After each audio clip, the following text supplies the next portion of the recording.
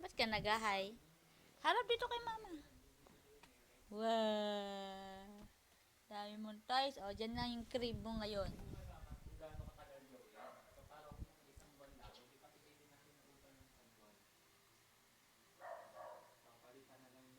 Shh.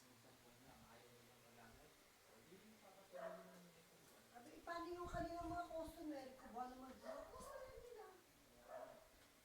Magkaya yung yung ginawa yung kay Nebe, na yung book of contract, magkaya ginawa yung yung Psst. Harap dito kay mama.